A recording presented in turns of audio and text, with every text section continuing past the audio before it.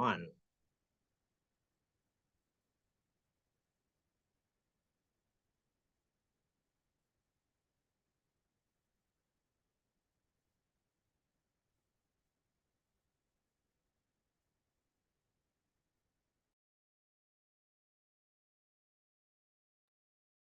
Hi, good evening, everyone. I am Dr. Errol Williamson, and I'll be your moderator for this session. We're streaming live from the UWI Mona Emergency Medicine department from Kingston, Jamaica. We're on live on Zoom and YouTube for all our colleagues across Jamaica and across the wider Caribbean. Before we proceed, we would like to invoke the Lord's presence in our midst with prayers from Dr. Gore. Over to you, Dr. Gore. Okay. Let us pray. Dear Heavenly Father, once again, we'd like to thank you for the blessings of time to come together as colleagues, as we look into ways that we can better improve our patient care. And dear God, today, as we come across the region, as we come together to learn this end-of-life care, we ask you that you open our minds, that we'll learn many principles to improve patient care. Be with the presenters as they present the knowledge that they have studied, and may we come out of this being better doctors with better patient satisfaction. Thank you, dear God, for the blessings you're going to pour upon us today. In Jesus' name I pray. Amen.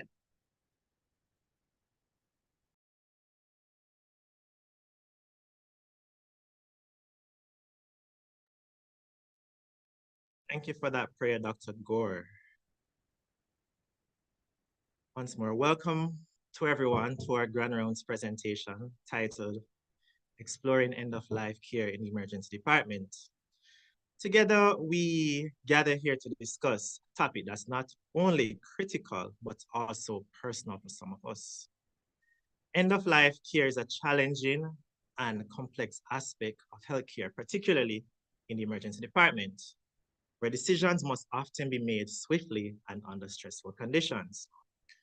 Throughout this presentation, we'll briefly explore some principles surrounding end-of-life care and share insights from one of our experienced professionals about ways we can improve the quality of care in the ED. Our goal is to provide you guys with valuable knowledge and tools that you can apply in your personal practice and to ensure that patients receive compassionate and dignified care at the end of their lives. I hope today's presentation will be enlightening and thought-provocative. Thank you once more for joining us, and I wish for you guys a productive and engaging session. Before we proceed, we'll ask Dr. Michelle Gordon to introduce our first speaker. Dr. Gordon, over to you.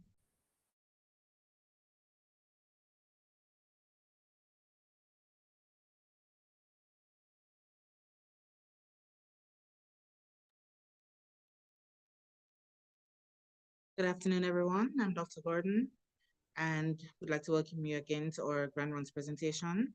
So our first speaker will be Dr. Rukia Hodge. She is a graduate of the University of Guyana, where she went to the School of Medicine. And she's currently a first-year resident in the DM in Emergency Medicine program here at the University of the West Indies. So we hope you all will enjoy the presentation going forward. And I will hand over to Dr. Hodge now.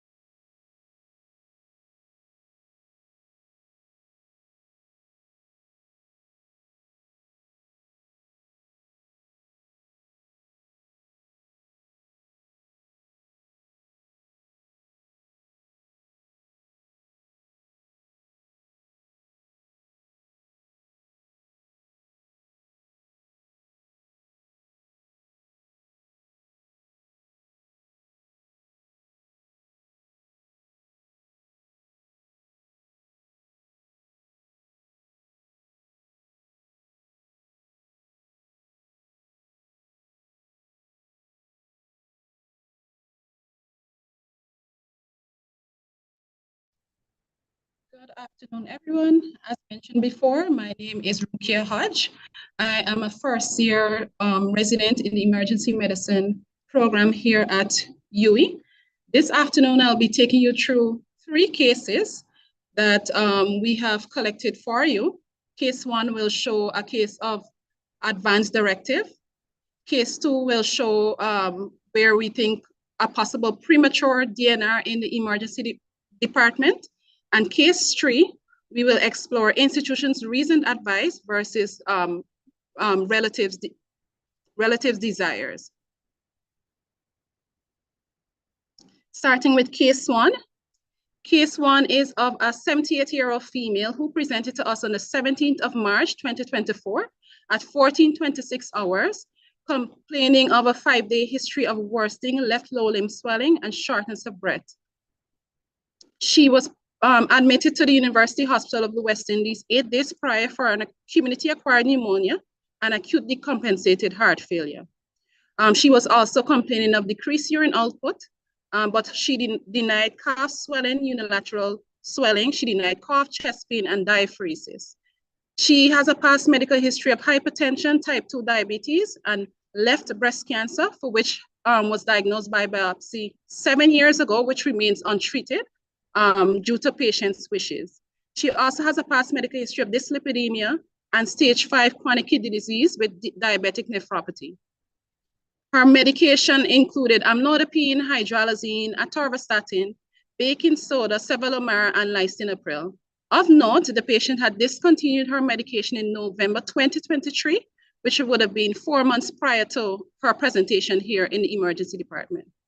She had a surgery to the left hand where she had infection due to infection of the 5th digit of the right hand. She had no non-drug allergies, and she had a positive smoking history for more than 30 years and consumed alcohol occasionally. Her initial vitals when she presented to us showed a blood pressure of 148 over 54 millimeters per mercury, a pulse of 79 beats per minute, respiratory rate of 24 breaths per minute, temperature 97.2 degrees Fahrenheit. She was hypoxic at 92% on room air, which improved to 95% when placed on 3 liters of oxygen via nasal cannula. She was an elderly, ill-looking female receiving oxygen via nasal cannula. Her mucous membranes were pale, pink, moist. She was acyanotic and anicteric. She had decreased breath sounds globally with dullness to percussion bibasally and crepitations to the mid to lower zones bilaterally. Her pulse was regular synchronous and she was found to be tachycardic at 110 beats per minute. She had edema noted up to the tibial tuberosity bilaterally and sacral edema. Her abdominal exam was largely unremarkable. For the left breast, she had an ulcerated mass which did not appear infected at the time. Neurologically, she was alert, oriented to time, place, and person. Her speech was clear and fluent, and she was able to obey multi-step commands, and her PER was 5 out of 5 in all limbs. Her Wells criteria for pulmonary embolism was calculated at 5.5 points. She got 1.5 points for tachycardia, 3 points for alternative diagnosis, less likely, and 1 point for malignancy, which put her in the moderate risk group for pulmonary embolism. She was therefore assessed by the any officer as having acute decompensated heart failure versus pulmonary embolism, stage 5 chronic kidney disease, left breast cancer, type 2 diabetes, and uncontrolled hypertension. She was given an IV access and investigations for complete blood count, urine electrolytes, liver function tests, PET, PTT, INR, and a random blood glucose was done. She was also for serial troponin, serial ECG, for oxygen therapy to maintain the oxygen saturation above 95%. For a chest x-ray, there was consideration for a CTPA, but with renal coverage. She was given Lasix 60 milligram IV statin, referred to the internal medicine team for further management. Internal medicine came to see the patient and they got some additional history, which included 2 pillow orthopnea, but the patient had denied paroxysmal nocturnal dyspnea, and she also complained of insomnia. The patient had expressed to the internal medicine team at that time that she does not want dialysis. She wants a do not resuscitate order. She does not want chemotherapy or cervical intervention for her breast cancer, and she wants to see all her children before dying. Her initial investigations revealed a sodium of 138 millimoles per liter, potassium of 4.0, chloride 98, bicarbonate of 26 millimoles per liter.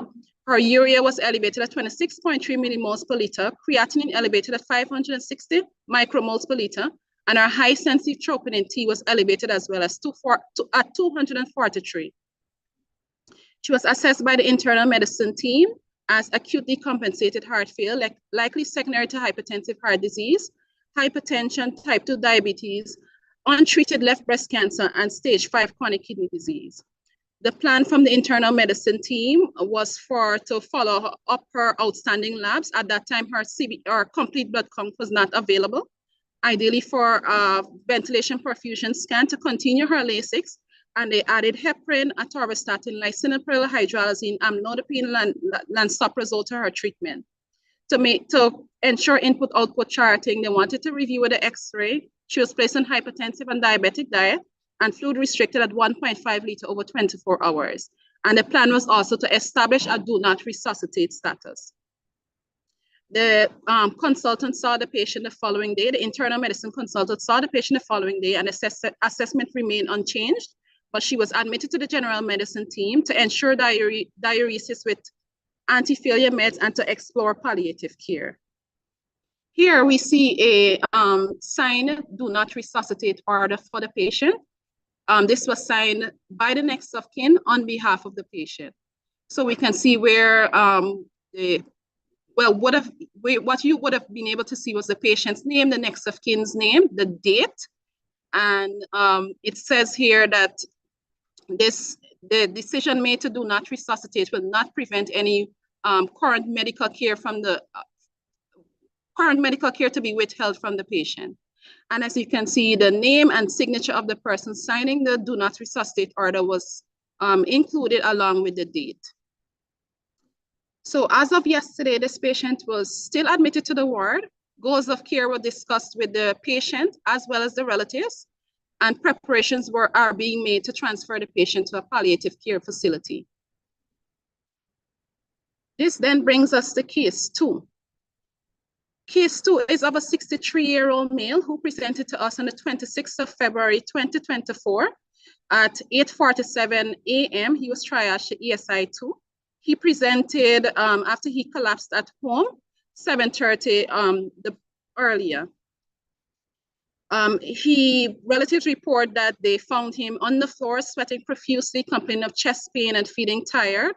And prior to presenting to the accident and emergency department, he had recurrent episodes of syncope. In his premorbid state, he was ambulant, conversant, and self-caring, and he was relatively well up until one day prior to presentation. He had a past medical history of hypertension and a previous stroke. We are unsure of his drug history or his allergies, and he had no past surgical history. On examination, they found an elderly male in cardiopulmonary distress who was diaphoretic, cold and clammy and restless. His heart rate was 109 beats per minute. He was hypoxic at 78% on room air, which improves to 98% after 15 liters of oxygen via non-rebreather phase mask. His GMR was found to be 17 millimoles per liter. For his central nervous system exam, his pupils were equal, 2 millimeters and reactive. He had no facial asymmetry. Speech was clear and comprehensive, and he was moving all limbs equally. He had a pulse rate, as mentioned before, of 109 beats per minute. S1, S2 was present, and there was no murmur appreciated. They, however, found that his left leg was larger than the right leg, and he had prominent neck veins. His abdominal exam was unremarkable. His ECG showed a sinus tachycardia of 109 beats per minute, and there was deep S waves in lead 1 and a Q wave in lead 3, and there was a 1 millimeter ST elevation in lead AVR. A point of care ultrasound was done at the bedside, which showed right ventricular dilatation with bowing of the septum into the left ventricle, a dilated inferior vena cava, and a thrombus was appreciated in the left popliteal vein. His ISTAT investigation showed an elevated sodium of 148, mildly decreased potassium at 3.2, elevated glucose at 16, and a pH of 7.72. His other investigations were unremarkable. He was assessed by A&E at that time as presumed pulmonary embolism, query acute myocardial infarction, hypertension, and query newly diagnosed diabetes. He was given 2 large bore IV accesses, complete blood count, PT, PTT, and urea and electrolytes were taken off. He was also for serial troponin for oxygen to maintain saturations above 94%.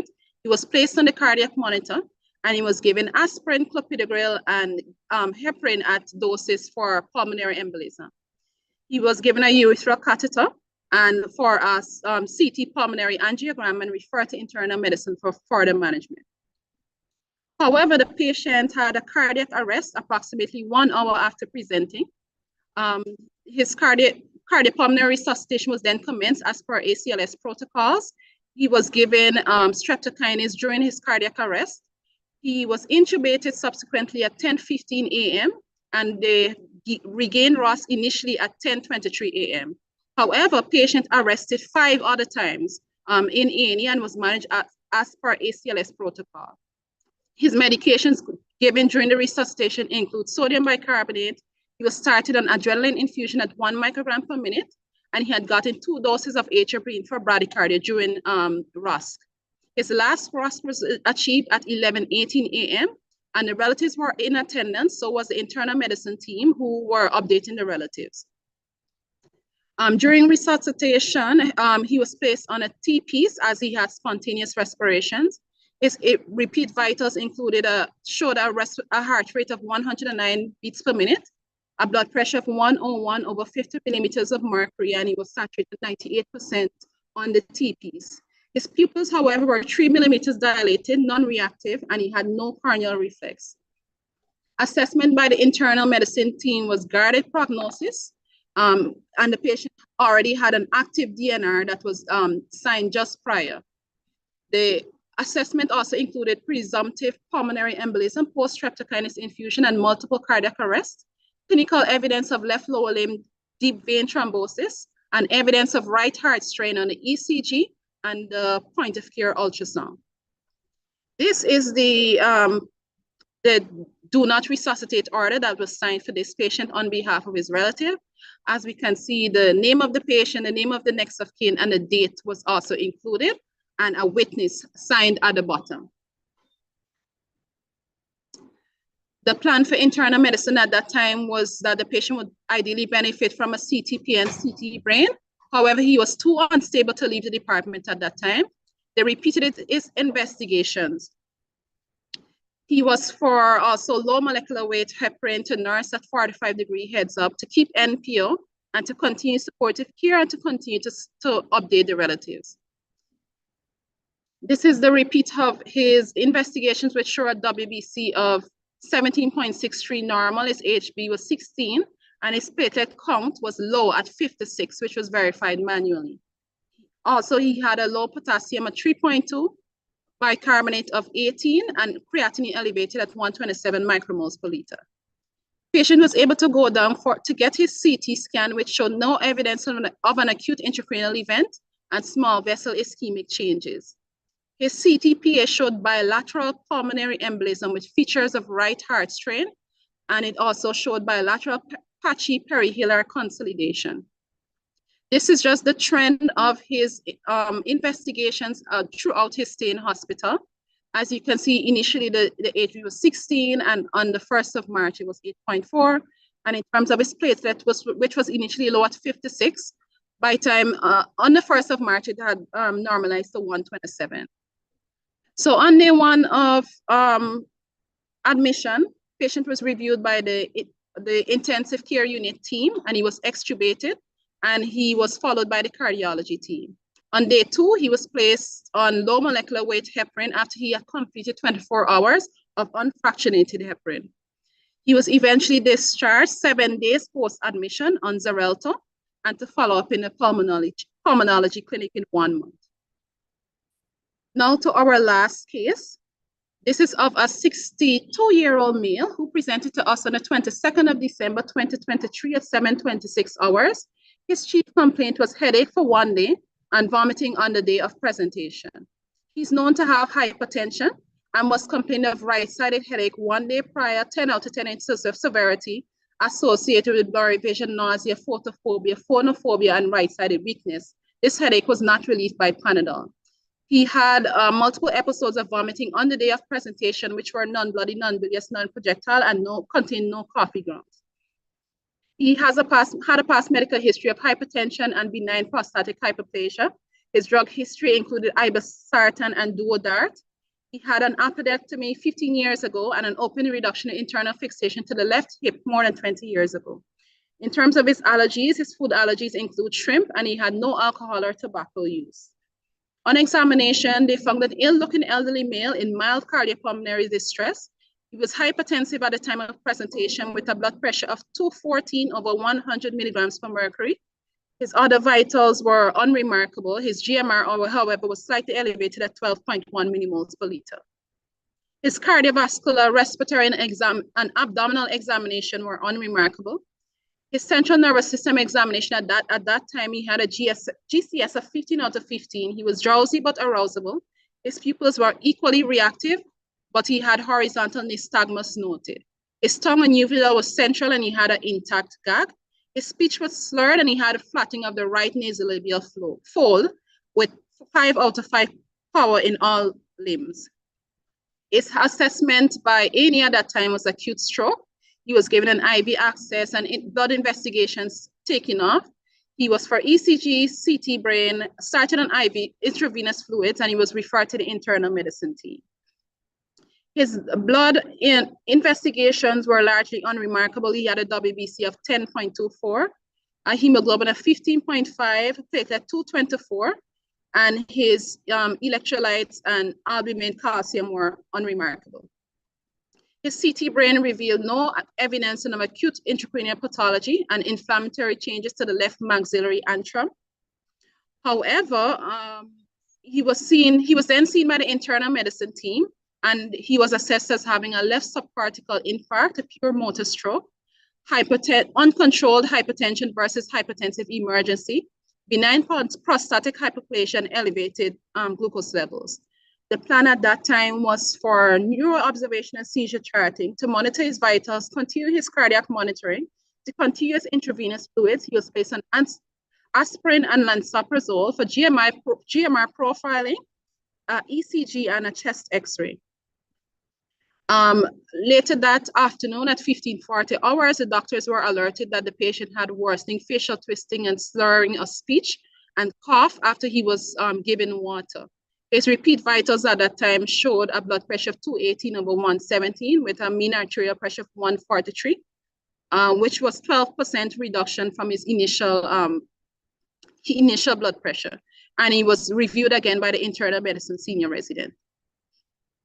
At 15:50 hours, which is approximately 10 minutes after, patient's GCS dropped to 3 out of 15. His pupils were pinpoint, and he was subsequently intubated by the emergency medicine team and was being manually ventilated, and was for an urgent repeat CT brain to rule out hemorrhagic transformation. On return from radiology department, the patient's GCS slightly improved. He was intubated and being manually ventilated at this time. His GCS was 90, E3, VT, and M5, and he was breathing spontaneously but shallow at 12 breaths per minute. The family was updated on the patient's diagnosis and the prognosis at this time. The preliminary CT report showed acute right cerebellar infarct. An ABG was done, which showed mild respiratory acidosis and hyperoxia. And at this time, he was for intermittent manual ventilation and to attempt to convert to a T-piece. Later that evening at 9:27 hours, his GCS fell again, this from 90 to 80. His pupils were pinpoint, and neurosurgery and ICU was contacted for the patient. Neurosurgery for possible decompression. ICU came, saw the patient, but at this time, there was no ICU space available for the patient. The patient had stopped taking spontaneous breaths and therefore could not be placed on a T-piece and continued to be manually ventilated. His repeat ABG showed hyperoxia but was otherwise normal. and he was noted to have no ocular reflex, nil gag, the pupils were pinpoint and non-reactive. Neurosurgery reviewed the patient, and upon review, they found no benefit to surgical decompression. His final CT report showed possible acute left midbrain and right cerebellar infarcts. A meeting was then held with the family, who brought their general practitioner with them. And this meeting was held by the internal medicine team, as well as the anesthesia ICU team was present in the meeting. The relatives were updated again on the patient's progress and condition. A question was asked about what can be done to decrease compression of the brainstem. Craniotomy was the answer. However, neurosurgery noted that determination of brainstem compression and need for manual ventilation precludes any mortality benefit of intervention. The question was then asked from the family's general practitioner if any intervention to treat swelling and inflammation in the brain can be done, and if patient can be admitted to the intensive care unit. He was then informed that ICU anesthesia did come to see the patient, but at that time, there was no ICU space available. The suggestion was made of mannitol. However, patient had low blood pressures at the time, which would preclude the use of mannitol in this patient. And the relatives and the general practitioner was notified again that the ICU and neurosurgery, as well as the general medicine team, was still involved in the patient's management. The general practitioner then asked, what is the plan? Note made of anticipation of full respiratory arrest and continued decreasing blood pressures. Note also made to the relatives that the patient will likely demise. At this time, the relatives or the general practitioner had no further questions. Upon review, the patient was found to have fixed and dilated pupils, and they were awaiting neurology opinion regarding diagnosis of brainstem death. ICU came, saw the patient again, and they found absent brainstem reflexes with right cerebellar infarct and mass effect on the right cerebrum and left cerebral peduncle. And they made a recommendation for a second independent examination of the brainstem reflexes. This second independent examination was done by one of the internal medicine consultants, which says brainstem testing done. The patient's GCS at that time remained at 3/15. His pupils were fixed and dilated, no corneal reflex, no response to pain, and no oculocephalic reflex was seen. And the patient also had no gag reflex. An apnea test was done with no spontaneous respiratory efforts noted. Pulses were low volume at a rate of 6 to 4 beats per minute. Heart sounds was normal, and patient had a temperature at that time of 36.9 degrees Celsius. The assessment was no evidence of brainstem function. Subsequently, a meeting was held with the family again, with the internal medicine team. The anesthesia ICU team was also present in that meeting. They were updated on the patient's clinical status and that there was no improvement.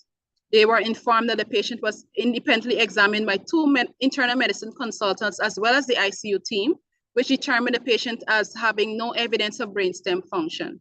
And these findings and assessment have been communicated with the relatives and the next of kin. The relatives, however, were still desirous that attempts be made to place the patient on a ventilator. At that time, the anesthesia ICU team informed the relatives that there was still no ICU space and no ventilators available for the patient at this time. Patient was assessed by the general medicine team again. At this time, he was still manually ventilated at approximately 48 hours now. The rest of his assessment remained unchanged. He was switched to a T-piece after manual ventilation was ceased, and he was continued with IV fluids and his proton pump inhibitor. A family meeting was held with the relatives again, in the presence of the internal medicine consultant and the ICU anesthesia team. They discussed the diagnosis of brain death and what that meant.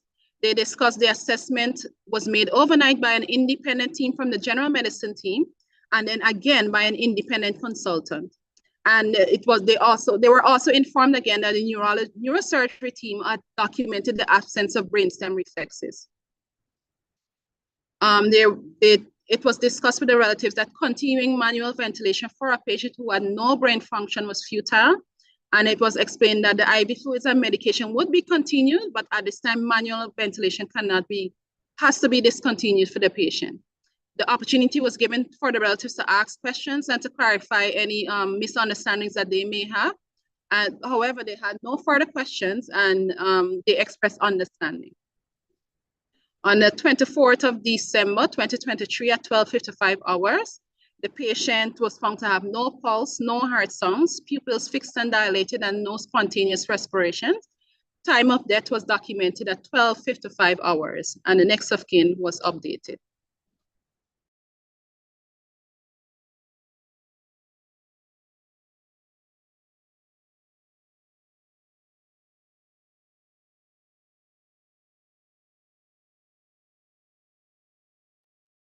Thank you, Dr. Hodge, for our case presentations. We'll now have a short segment where we'll take questions from YouTube. Our first question to you, Dr. Hodge, is from Reggie King. Regarding case number 2, was a mental status examination done?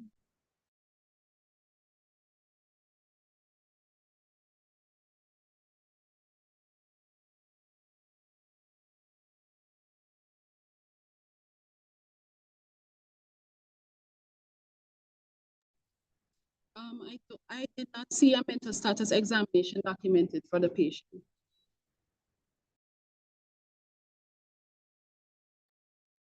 Okay, all right, thank you. We have another question from Annalisa Morgan. Are do not resuscitate orders only applicable for terminal illnesses? Can it be applicable in trauma cases where significant morbidity would be encountered? Example, significant facial burns. Annalisa, we're going to get into our case discussion and then we'll keep this question back in mind. Do we have any other questions pertaining to the cases?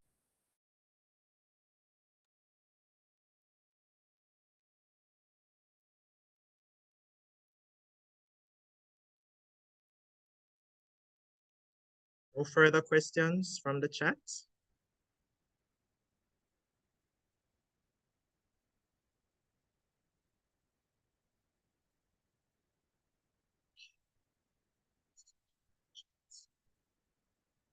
All right, we'll continue our presentation and we'll move on to the discussion segment where we have another speaker. Dr. Gordon, can you introduce our second speaker?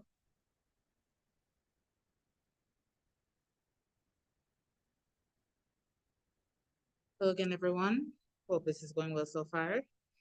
I'd like to introduce our next speaker, Dr. Linda Ozumbo. So Dr. Ozumbo is one of our third-year residents in the emergency medicine program. She hails from Guyana. Is a graduate of Southeast University. Oh, sorry, not Guyana, Antigua, my bad. Sorry. And is a graduate of Southeast University. So she'll be doing the main discussion for us today. I hope you guys will find this informative, and I'll hand over to Dr. Ozumbo. Hi, good afternoon. I am Dr. Linda Ozumbo, and I'll be going into the discussion about exploring end-of-life care in the emergency department. So as it relates to the objectives of this presentation, we'll be going into end-of-life care and palliative care, cardiopulmonary resuscitation and its complications, advanced directive, and do not resuscitate, also known as DNR. So end-of-life care and palliative care. So end-of-life care is care provided in situations in which a severe deterioration in health due to the evolution of a disease or another cause poses an imminent threat to the life of a patient or has resulted in his or her death. Emergency department physicians clearly play crucial roles in the delivery of end-of-life care. Difficult ethical decisions regarding resuscitation, the appropriateness or otherwise escalation of treatment, and the initiation of end-of-life care is often required from the physician. End-of-life care is a form of palliative care. It ensures that the person lives as well as possible with dignity while providing grief and bereavement support. End-of-life care requires a team approach comprising physicians, nurses, paramedics, pharmacists, physiotherapist, nutritionist, social worker, chaplain, etc. So according to the National Health Service, support for end-of-life care is for support for people who are in the last months or years of their life. So persons or patients in need of end-of-life care encompass patients in whom death is imminent, they have an incurable illness, they are frail, have coexisting conditions which place the expected time of death within the next 12 months. Also, patients who have conditions that place them at risk of dying from a sudden crisis in their condition, and life-threatening acute condition caused by a sudden catastrophic event. So as it relates to palliative care, according to the World Health Organization, palliative care is an approach that improves the quality of life of patients in adults and children, and their families who are facing problems associated with life-threatening illness. It prevents and relieves suffering through the early identification, impeccable assessment, and treatment of pain and other problems, whether it be physical, psychosocial, or spiritual. So conditions requiring palliative care are listed below, and this list is not exhaustive. So it includes conditions such as cancer, cardiovascular disease, chronic respiratory diseases, AIDS, diabetes, chronic liver disease, Parkinson's disease, multiple sclerosis, and the list goes on. So this is a study done by Elmer and Tal entitled Death and End-of-Life Care in Emergency Departments in the US. So using the PICO format to summarize what this study was about, it used the Optimum Clinical Electronic Health Record in the US, and this electronic health record basically consists of de-identified patient health records used by more than a third of US hospitals. And the time period that they used was between 2010 and 2020. And they were comparing death within 1 month of an ED visit against all ED visits. And the outcome that they were looking for was incidence of death in the emergency department or within 1 month of an emergency department encounter. So in terms of the results, the median age of emergency department deaths was 72 years. And when they extrapolated the deaths in the emergency department nationally, they found that deaths in the emergency department comprised 11.3% of deaths. Of that number, 33.2% of these patients actually died within 1 month of an emergency department visit. And they found that these patients who had died in the emergency department had a higher Charlton Comorbidity Index. So just a bit of background about the Charlton Comorbidity Index. It's a scoring system that predicts 10-year survival in patients with multiple comorbidities. For example, a myocardial infarction, congestive heart failure, peripheral vascular disease, dementia, connective tissue disorder, and it goes on. This scoring system was first developed and validated by Dr. Mary Charlton in 1987, and it was later updated and validated in 2011 by Quantital. So this study illustrates the need for good end-of-life care in emergency department, given the frequency of deaths in the emergency department. So as it relates to the principles of making end-of-life care decisions in the emergency department, the staff should we should identify patients nearing end-of-life care and make care plans for them in the emergency department. We need to pay particular attention to communication with patients, especially those who are vulnerable or have learning difficulties or have cognitive impairment.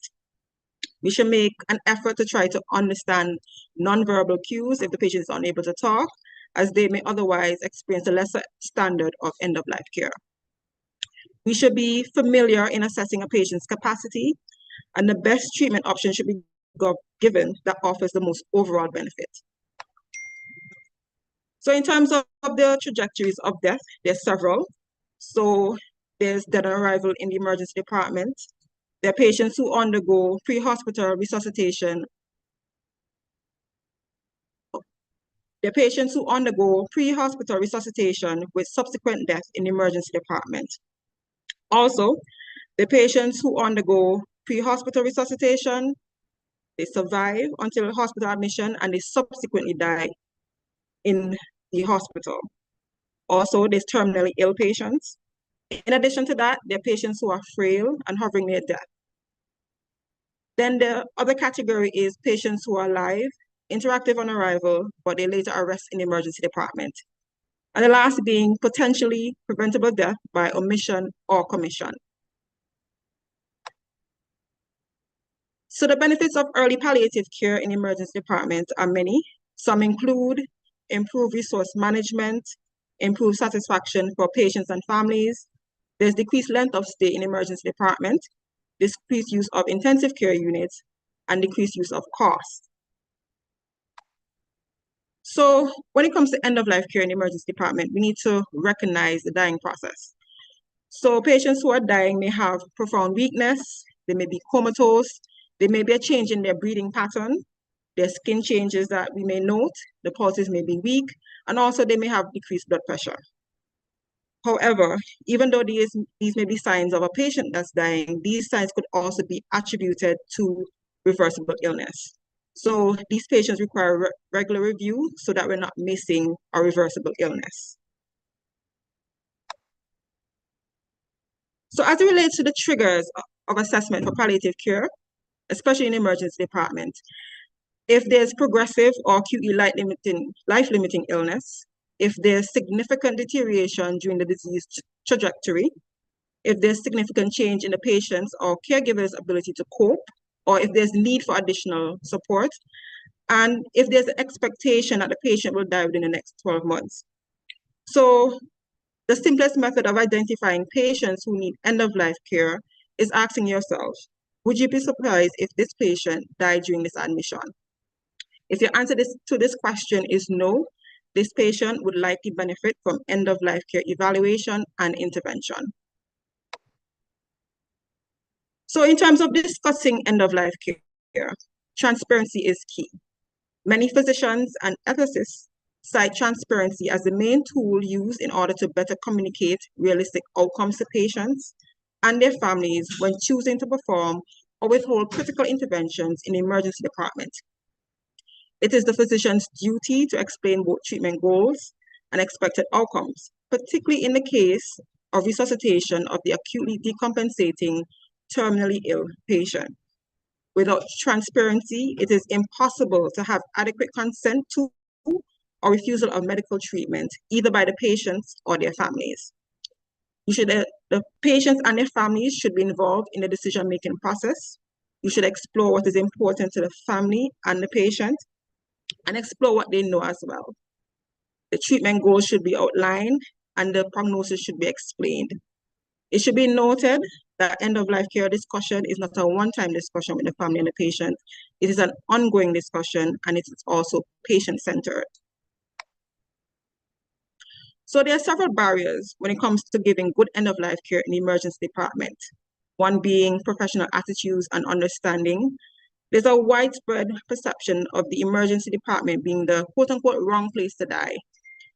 There's an emotional burden that comes with end-of-life care in the emergency department. Also, there's lack of space, time, staffing, and resources in the emergency department. There's a complexity that comes with the decision-making process. And a lot of times we do practice defensive medicine in the emergency department. There's an uncertainty about the prognosis when it comes to the patient, and there's lack of access to medical records. And in addition to that, there's also a lack of availability of palliative team in the emergency department. There's also the socio-family context that we have to consider. There's lack of training and lack of skills in caring for patients at end-of-life care. At times, there can be ineffective communication, and there's lack of standardized workflows in the emergency department. So what can we do? First, we can educate staff. We can use screening tools. We can have a dedicated room in the emergency department for end-of-life care that ensures privacy, comfort, and minimizes noise. There's also symptom control, for example, managing pain, patient's dyspnea, also nutrition, psychological, social, and spiritual support. So the SPEED tool is one of the screening tools that we can use. It stands for Screen for Palliative and End-of-Life Care Needs in the Emergency Department. It was developed by emergency physicians and palliative care physicians.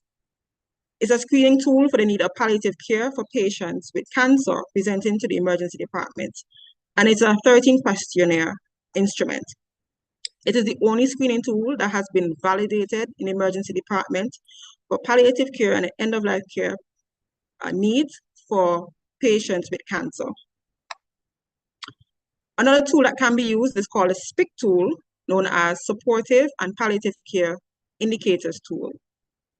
So this tool identifies patients with deteriorating health, and the aim is to initiate future care planning and palliative care. And the criteria that is used for the screening tool is at least 2 indicators of deteriorating health and at least 1 indication of an advanced condition. So this is an excerpt of the SPIC tool taken from the University of Edinburgh, and this is what the SPIC tool looks like. So this study was done by Choi et al., entitled Initiating End-of-Life Care at the Emergency Department, an Observational Study. And the patients that they looked at was a database of end-of-life care patients presenting over the 21 years of age at a tertiary institution. And the time period that they used was the 1st of November 2014 to 28th of February 2017. And the intervention that they gave was initiation of end-of-life care bundle in emergency departments. And they did not compare it to anything else. And the outcome that they were looking at was 1, clinical management, the disposition of the patient, length of hospitalization, cause of death, and what the communication with the family was like. So this is a table from the study, and in total they had 205 patients. And of note, when you look at the table, in terms of the palliative care status, in the patients who had previous discussion on limitations of resuscitation only comprised 30%. Only 18% of the patients were previously seen by a palliative care team. And over 50% of the patients had no previous discussion on extent of care or were not known to a hospital or palliative care team. At the bottom of the table, they had 4 trajectories of death. First being chronic frailty, second being cancer or terminal illness, third being sudden death, and the last being end-stage organ failure. And 41.9% of the patients, in terms of the trajectory of dying, were chronically frail. So as it relates to the outcomes, 155 of the patients, which comprise 75.6% of the patients who presented to the emergency department, were actually admitted to inpatient services. 21% of these patients actually died in the emergency department, and as little as 3.4% were actually discharged from the emergency department. Over 80% of the patients actually died within the same hospital admission. And at the bottom of the table has the length of stay in the emergency department in hours, which was 4.7 hours, and the length of stay in hospital in terms of days. This is another study entitled High Flow Nasal Cannula versus Conventional Oxygen Therapy and Relieving Dyspnea in Emergency Palliative Patients with a do not intubate status. And it was a randomized crossover study. And the patients that they looked at were patients who were palliative patients who were over the age of 18, who had a do not intubate status, and who had hypoxemic failure. So they define hypoxemic failure as patients who had a oxygen saturation of less than 90% on room air. They had a respiratory rate of greater than 30 breaths per minute, and they had use of accessory muscle. And they also used a modified Berg scale score of greater than or equal to 4. And what the modified Berg scale score, it basically measures perceived exertion or how hard an activity is for a person. And what they did, they compared high flow nasal cannula for 60 minutes versus the use of conventional oxygen therapy for 60 minutes. And what they used to compare both of them in terms of the outcome was the modified Berg scale score. So as it relates to the results of the study, in total they had 41 patients in the study. And they found that patients who used high flow nasal cannula had a mean modified Berg scale score of 2.9. And those who use conventional oxygen therapy had a mean modified Berg scale score of 4.9 with a mean difference of 2 and a 95% confidence interval of 1.4 to 2.6. And this was statistically significant. In addition to that, they found that those who received high flow nasal cannula had improvement in their vital signs. For example, their pulse rate had decreased, their respiratory rate had improved, and their oxygen saturation had improved as well.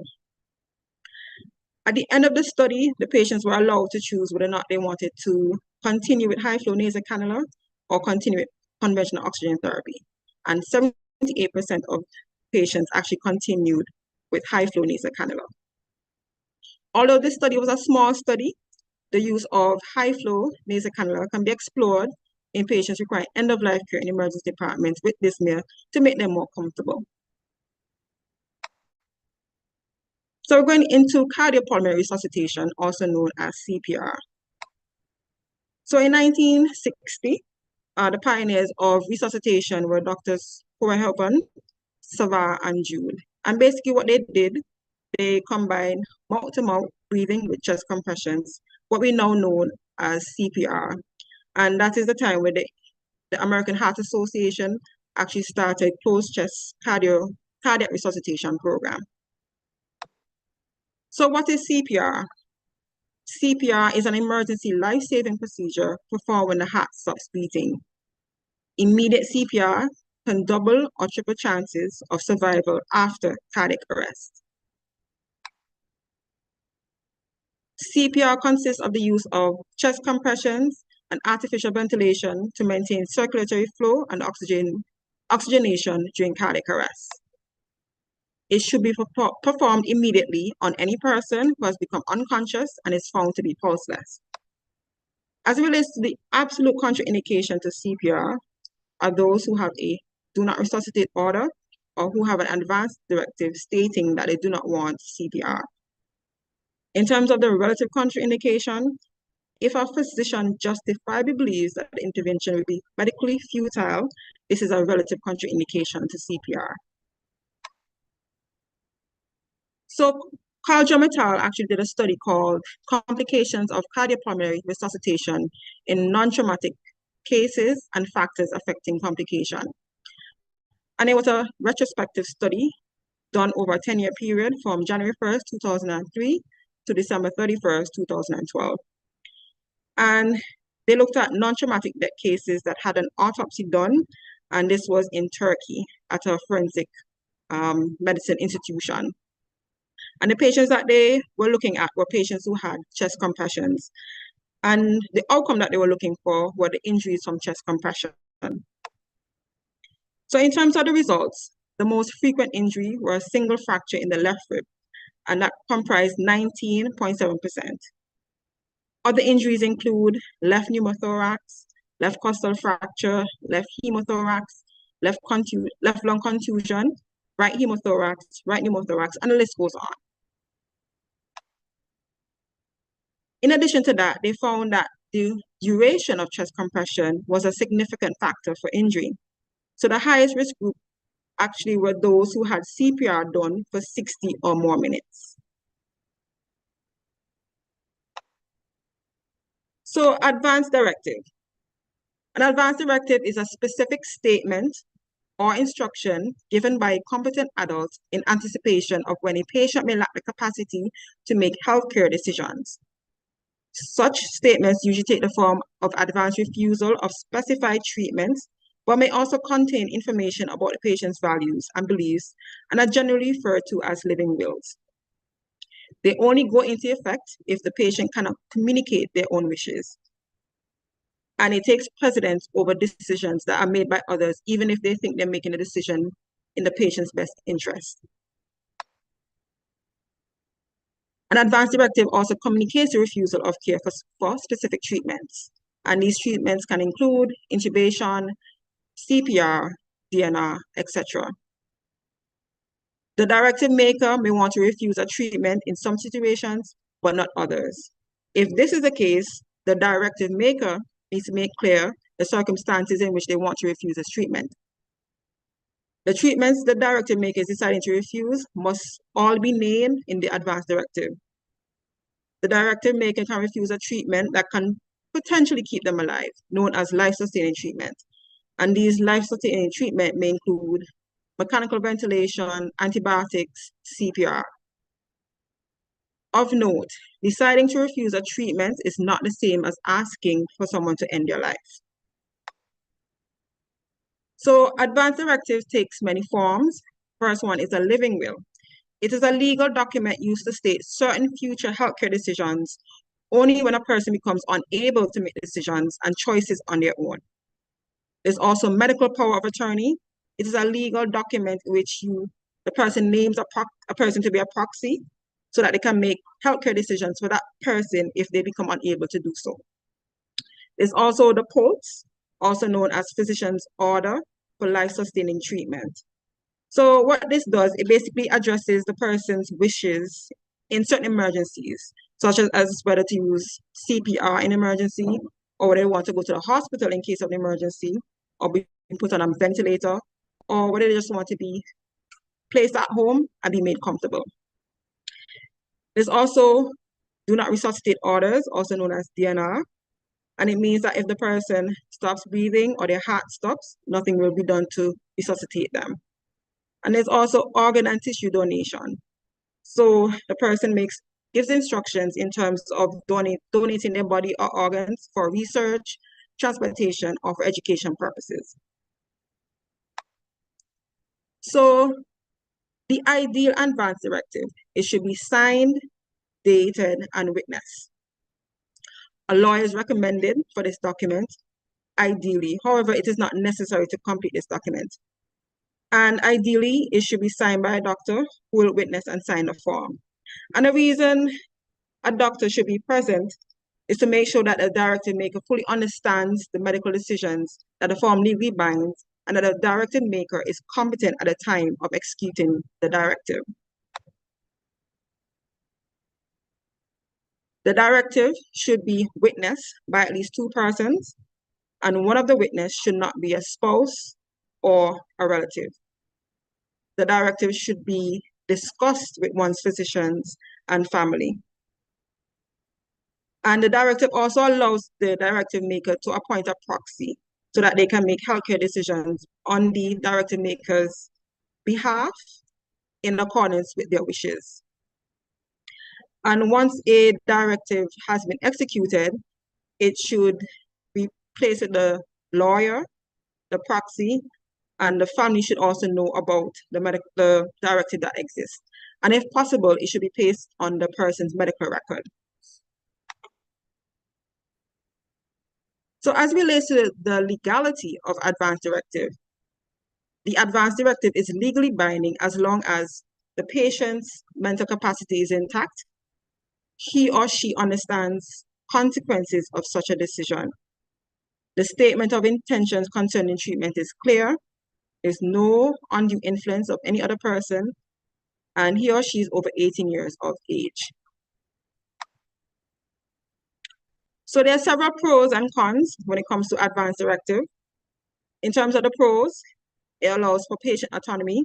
It allows the individual to express their healthcare wishes in advance, ensuring that their preferences are known and respected.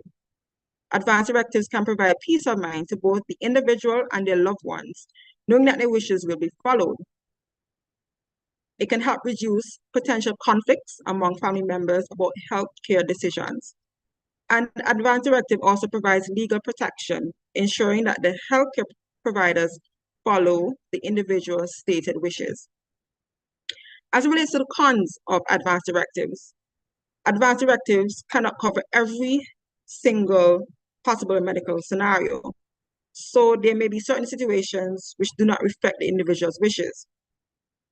These documents can be complex, requiring careful consideration of the legal and medical terminology.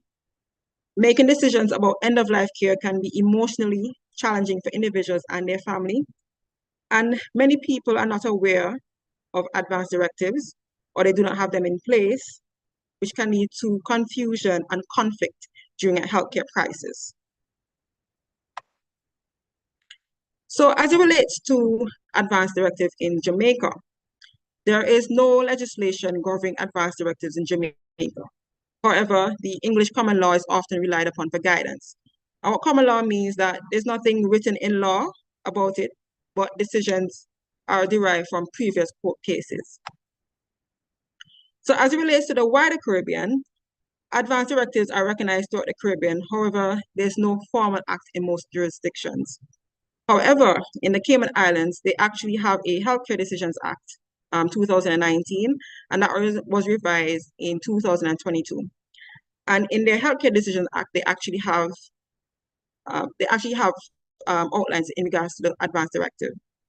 So basically, this form is available on their Ministry of Health website. It's also available at their hospitals and district health centers in Cayman Islands. And persons who are eligible to sign these forms, they have to be older than the age of 18 and they have to be medically competent. They also require that this form be signed in the presence of a doctor who will witness and sign a form, as well as a witness who is not the directive maker's beneficiary or proxy. A copy is supposed to be given to the lawyer and also the doctor. In the Cayman Islands, they have what we call a medic alert pack, and they can get these packs from the hazard management of the Cayman Islands, and they actually place it on their fridge. And this pack actually has documents regarding their medical history, medications, allergies, and what they advise is that if the person has an advance directive, they actually place that document in a pack so that the first responders have easily access this document. They can also take this directive to the Health Service Authority's records department so that it can be attached to the directive maker's record. So this is an excerpt of the combined form of advanced care directive and proxy appointment from the Cayman Islands, and it's actually a combined form. So it has an advanced healthcare directive and also has a proxy appointment. So the first part is the appointment of a proxy, and the second part speaks to treatment preferences. And as I said previously, it can be found on the Ministry of Health website for the Cayman Islands. So as it relates to the developed world, more specifically the European Union, some may require formal advance directives signed before a notary, a civil officer, or witness. Some may require patient health attorney, and others may require, and others actually may have the advance directive as part of the medical records, or they may actually have a register with advance directives. So in terms of the United States, the rules regarding advance directive varies by states. And most states actually do have advance directives in their laws. Some actually allow for verbal advance directives while others don't. However, there is no set template as it relates to advance directive. So this is an advance directive taken from the United States of Alabama. So the first paragraph basically has the patient's name. So I, and they place their name, being of sound mind and at least 19 years of age, would like to make the following wishes known. I direct my family, my doctors, healthcare workers, and all others follow directions I'm writing down. I know that at any time I can change my mind about these directions by tearing up this form and writing a new one. I can also do away with these directions by tearing them up and telling someone at least 19 years of age of my wishes and asking him or her to write them down. I understand that these directions will only be used if I'm not able to speak for myself. The next part of the document actually has the definitions of terminally ill or injured and life-sustaining injury. So as it relates to terminally ill or injured, means when my doctor and another doctor decide that I have a condition that cannot be cured and that I will likely die in the near future from this condition. And as it relates to life-sustaining treatment, these treatments include drugs, machines, medical procedures that will keep me alive but would not cure me. I know that even if I choose not to have life-sustaining treatment, I will still get medicines and treatments that can ease my pain and keep me comfortable. So the next part of the directive actually has, if the person becomes permanently unconscious, and they actually have the definition of permanently unconscious, is when their particular doctor and another doctor agrees that within a reasonable degree of medical certainty that I can no longer think, feel anything, knowingly move, or be aware of being alive. They believe this condition will last indefinitely without hope for improvement and have watched me long enough to make that decision. I understand that at least one of these doctors must be qualified to make such a diagnosis. And then they have life-sustaining treatment, and it's the same as was on the previous slide. And then at the bottom, the patient has to, the director has to place the initial in terms of yes or no to the question. So the first question is, I want life-sustaining treatment if I'm permanently unconscious. And then the last part has artificially providing food and hydration, meaning providing food and water through a tube or IV. And the person actually put, I understand it, if I become permanently unconscious, I may need to be given food and water through a tube on IV to keep me alive if I can no longer chew or swallow on my own or without someone helping me. And that person has to put the initial next to yes or no if they want these interventions. So as it relates to do not resuscitate DNR, it is a treatment decision taken with the consent of the patient or by proxy consent of the next of kin to not initiate resuscitation in the event of cardiac or respiratory arrest. However, it does not involve discontinuing routine care like oxygen, nutrition, and fluids. It does not involve withdrawing life support systems where a person is already, like if they're on a ventilator or on inotropes. So persons who, or should I say patients you should consider for DNR if life-sustaining treatment is likely to be futile or ineffective. And futile can be defined as where treatment is useless, ineffective, or does not offer a reasonable chance of survival. If the patient has prolonged unconsciousness, which is unlikely to recover, if there's a terminal condition for which there's no definitive therapy, and the patient has chronic debilitating disorders where a burden of resuscitation actually outweighs the benefit. So persons who are not a candidate for DNR, if the outcome is doubtful, if there's conflicting opinion among family members, there has to be a consensus among the family members when it comes to do not resuscitate orders. If a responsible next of kin is not available for the discussion, or written consent is not available. So if a DNR is activated, you should still provide care for the patient, meaning you clear the airway, you provide oxygen, you position patient for comfort. If the patient's limbs need to be splinted, you splint the limbs. If bleeding needs to be controlled, control bleeding, treat the patient's pain, and provide emotional support. Do not resuscitate does not mean that you do not still provide care. So if a DNR is activated, you should not perform chest compressions, you should not insert an advanced airway, you should not administer cardiac resuscitation drugs, and you should not defibrillate the patient. So when it comes to documenting DNR orders, the documentation must include the physician's order, and they must make an entry in the progress notes. A standardized DNR form is recommended, but it is not required in cases where the attending physician prefers a narrative method of documentation. So when you're documenting a DNR, you should address why and how the initial question of resuscitation was raised. A documentation of the decision-making process must be placed in the notes. For example, what was the role of the patient and family, and the date upon which the decision for a DNR is based. A summary and update of planning process and decision must be documented, and a summary of the conversations with the patients and their family must be documented.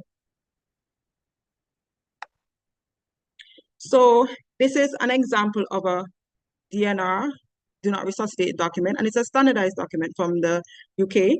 So on the top, it has the patient, the age, and the NHS number.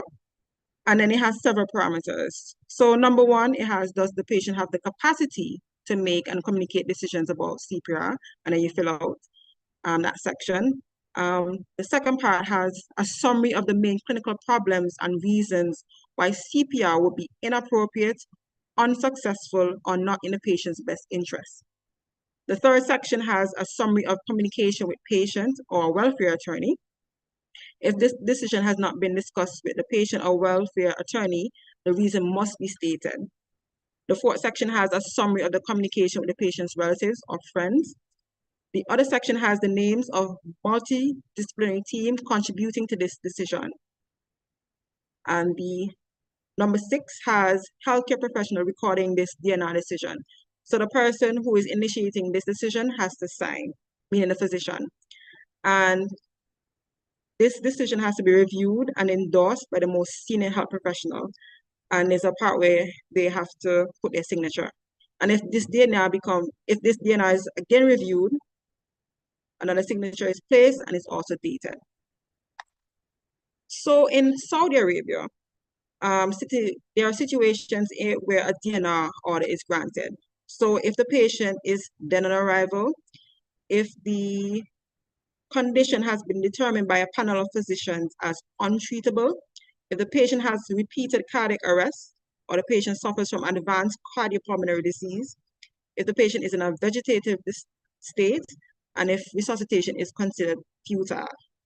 So based on these above parameters, many hospitals have actually implemented what we call a no-code policy, meaning a DNR in Saudi Arabia. So the DNR policy states that the no-code status is applied after agreement of 3 physicians, 2 of whom have to be consultants. The other part of this is that the family members are informed about the decision, but they play no role in the decision-making process. So to end the discussion, we're to bring a case of Tracy versus Cambridge University Hospital, NHS Foundation in 2014. So in summary, Mrs. Tracy, she had been diagnosed with terminal lung cancer in February 2011. And when she was diagnosed, they had given her a life expectancy of 9 months. Unfortunately, 2 weeks later, after her diagnosis, she had suffered a serious cervical fracture in a major car accident. After that, she was placed on a ventilator because she required mechanical ventilation. And about 1 week after she was placed on a mechanical ventilator, the doctors who were involved in her care had decided to wean her off the ventilator, and if she had suffered cardiopulmonary arrest, do not attempt CPR was completed by the doctors and placed on a note. It must be stated that Mrs. Tracy, even though she was on a ventilator, she was able to communicate by writing on a notepad, and she was able to also communicate by nodding her head. Mrs. Tracy's family actually learned of this notice, and they objected to this first DNR notice, and it was cancelled. Later on, Mrs. Tracy, they were able to successfully wean her from the ventilator, and they had transferred her to the palliative care unit. Unfortunately, her condition had subsequently deteriorated, and the doctors had discussed with the family members about a do not attempt CPR notice. They all agreed, and it was placed on a note, and Mrs. Tracy had died later. The family had actually brought action against the hospital for the first DNR order that was placed. And what the court had found was that the hospital had actually violated Article 8 of the European Convention on Human Rights, which is right for respect for private life, by failing to consult Mrs. Tracy by placing a do not resuscitate order on a medical note. And there were several points that came out of the court's ruling in this case. So one of the points was, since the DNR decision potentially deprives an individual of life-sustaining treatment, there should be an effort in favor of involving the patient. Not involving the patient in the decision-making process deprives the patient of an opportunity to seek a second opinion. In addition to that, they also stated that to not discuss or explain the decision regarding CPR with the patient is a breach or potential breach of Article 8 of the European Convention on Human Rights. This article requires that individuals be notified and consulted about decisions regarding their health. If the physician considers CPR to be futile, the patient themselves cannot demand, but it does not mean that the patient is not entitled to know that a clinical decision has been taken. If discussions about CPR are likely to cause physical and psychological harm to the patient, however, this may be omitted in the discussion. However, merely distressing the patient by discussing do not attempt resuscitation is not a reason to omit this from the discussion.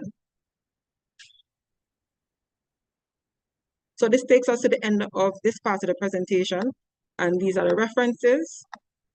I will look in the chat for any questions.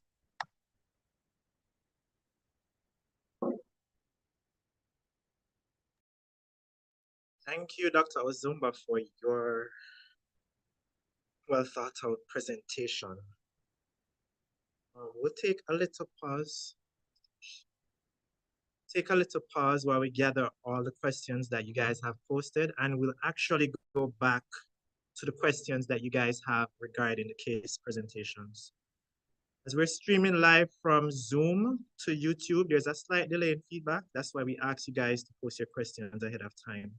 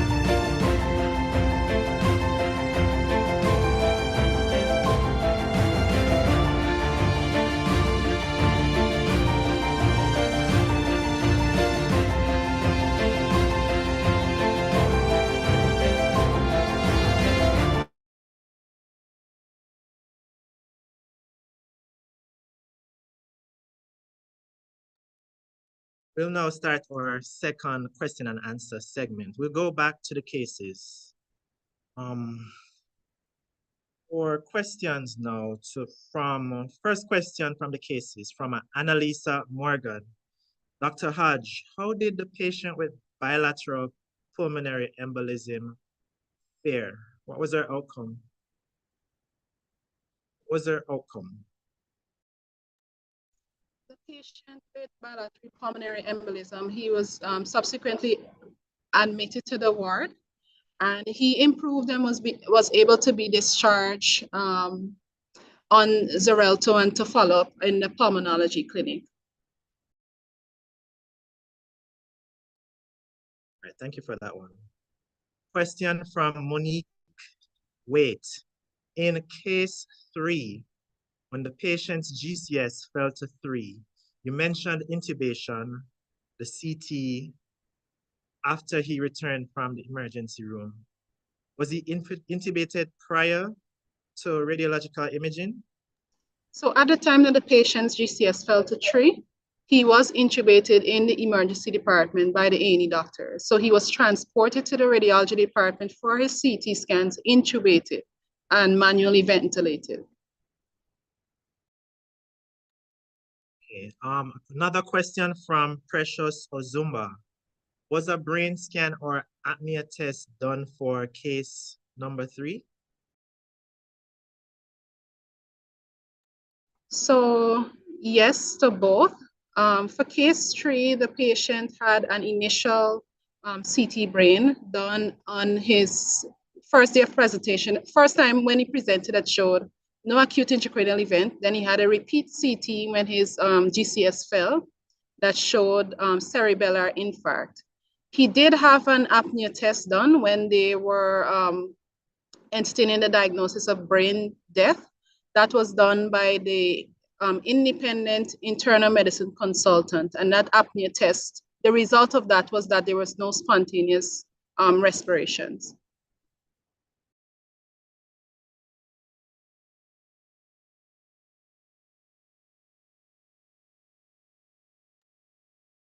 Another question from Dr. Angelos. Read the patient. The DNR was signed on the day of presentation or prior to presentation? Not sure specifically which patient this person is alluding to, but for both case 1 and case 2, The DNRs were assigned on the day of presentation.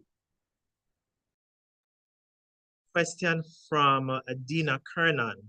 Read a patient with a CVA that progressed to brain death. How was the bagging done? Which team or teams and what personnel levels were used for the bagging? So the patient was manually ventilated, and it was primarily the internal medicine team, and it was the interns on the team that was doing the bagging. Another question from Lori Ann McIntosh. Read a patient who was manually ventilated for 48 hours. Was that not taxing on the staff? How long should a patient be manually ventilated before the decision to stop is made? Really, no ICU space is available. Well, being manually ventilating a patient for approximately 48 hours, yes, it will be taxing on the staff. In terms of the time period, there's no set time period. But as we can see in case 3, they involved neurosurgery, the anesthesia, the internal ICU team, as well as the general medicine team, as well as somebody independent of the managing team. And after they had diagnosed brain death for the patient, they had several discussions with the relatives. And eventually they came to a conclusion that the patient, manually ventilating a patient who has no brain function was futile. So the answer to the question is that there's no set point, but a discussion needs to be had with the managing team and the relatives.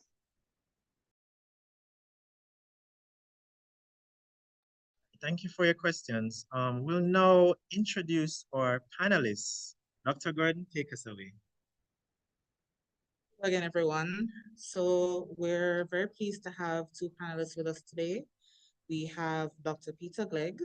Happy to have him. He is a medical doctor as well as an attorney at law, and he's currently the senior legal advisor at the University Hospital of the West Indies, right here in Mona, Jamaica. So our second panelist is actually Dr. Dingle Spence. She's a Jamaican physician with training in both clinical oncology and palliative medicine. She's recently retired after spending 20 years as the senior medical officer at the Hope Institute in Jamaica, which is our only dedicated oncology and palliative care institute. She's an associate lecturer at the University of the West Indies, and she's co-founder and co-director of the Jamaica Cancer Care and Research Institute, which is a nonprofit organization, and it's dedicated to improving the quality of cancer care and palliative care in Jamaica, as well as in the Caribbean. She's a former board member of the International Association for Hospice and Palliative Care, and she's a co-founder of the Palliative Care Association of Jamaica, as well as the Caribbean Palliative Care Association. She has research interests in the use of plant-based medicines, such as cannabinoids and psychedelics for holistic symptom relief, and this is used in people with palliative care needs. So we'd like to welcome both our panelists, and we would like to field some questions to both of them from what you guys have already sent into the chat. So I'll ask Dr. Williamson to join me again so we can do this.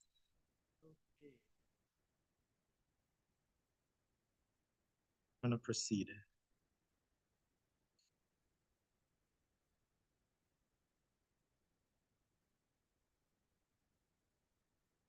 All right, we have a next question now. It's from Annalisa Morgan. Are do not resuscitate orders only applicable for terminal illnesses? Can it be applicable in trauma cases where significant morbidity would be encountered? Example, significant facial burns. Dr. Zumba, you'd like to take that? Sure. Question? So to answer this question, DNRs are not only for terminally ill, although in most cases they have been studied in that type of population or patient setting. In the case of trauma, especially those presenting in the emergency department, there's usually a presumption of life or preservation of life being the first priority. However, if at some point we realized that resuscitation is physiologically futile, meaning that resuscitation will not work or is non-therapeutic, then that DNR order can be placed. However, it has to be after a multidisciplinary discussion and also discussion with the patient's family, and also knowing what the patient's background is, their culture, what their wishes would have been. Okay. First of all, good evening. Let me congratulate my learned colleague on an excellent presentation, well-researched. I don't even need to be here this evening. She has answered all the questions. But just for completeness, I wish to establish a few things when we talk about DNRs. We have to go back to the issue of consent. Remember that consent is giving permission for some sort of treatment to be done. In the absence of that, then we look at the issue of refusal of consent. So essentially what a DNR speaks to is the refusal of care.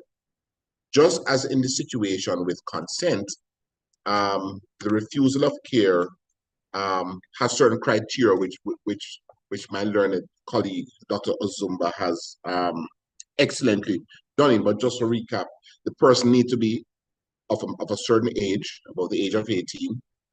The person needs to have the right state of mind, and the person needs to have an understanding of what is the meaning of the decision, but also it must not be done under duress.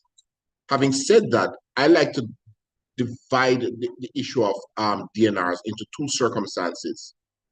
I look at it as a person who does a DNR in anticipation of something happening in the future, as compared to somebody turning up in the emergency room unconscious and the family members say, do not resuscitate.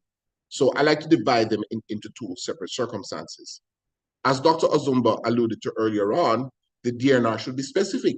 So for instance, when you ask a question about trauma, what about a patient who says, if I should have cancer, heart attack, stroke, do not resuscitate, and such a patient comes in a trauma, motor vehicle, gunshot, burn. What do you do in such a case? The answer to the question, or my answer is, you resuscitate such a person.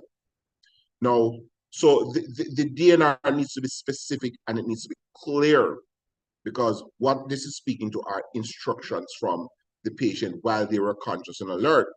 The other scenario is when a patient comes in, say has a massive MI or a massive stroke, and is on a ventilator or intubated, and the family says, do not resuscitate. Now, in this case, remember what we said the conditions are for a DNR order: of a certain age, of a certain state of mind, conscious and alert, and understanding, and so on. So when a patient comes in unconscious, who is speaking on behalf of this patient? Because the patient cannot speak for him or herself. So a lot of times a family member will say, you know, dad would never want to be on a ventilator, do not resuscitate my father. Or the other side, the relatives will say, boy, even though he's brain dead, please do not take him off the ventilator because I don't want him to die. But let's go back to the DNR. What the court cases say, and the law is very clear on this issue, is that the doctors have a duty to investigate. Investigate. Meaning that if somebody just randomly comes and say, oh, don't resuscitate him, it's okay. No. Try to talk to another family member, especially if you have time on your hands.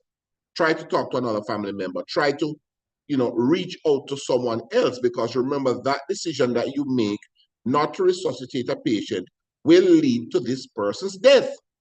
Therefore, you may be aiding and abetting someone's demise. All right? And there are lots of things that get involved once a person dies, including the person's estate and so on.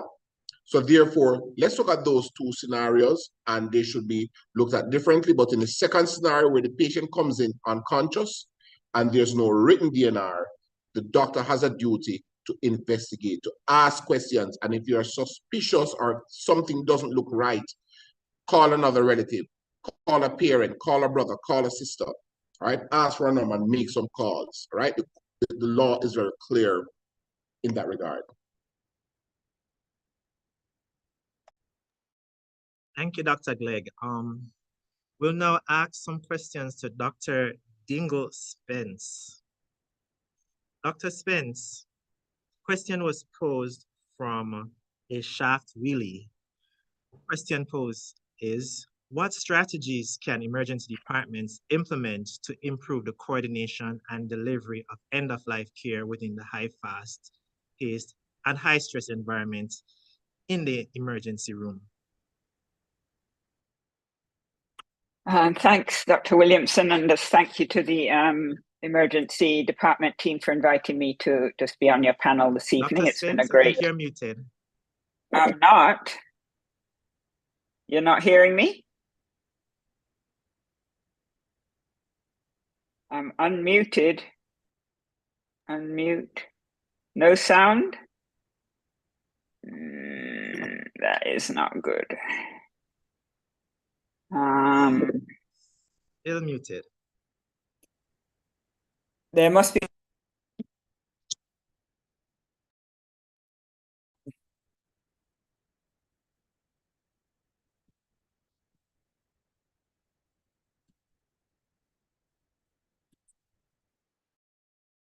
you hear me now?